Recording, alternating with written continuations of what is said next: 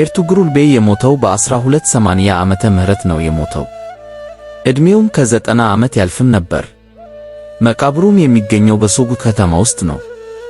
መቃብሩም የተገነባው በ1737 እንደሆነ ይነገርለታል።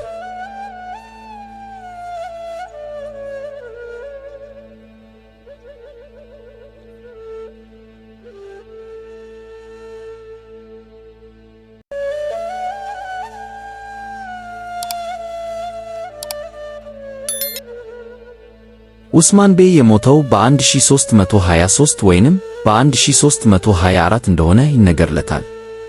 መቃብሩም የሚገኘው በቡርሳ ውስጥ ነው።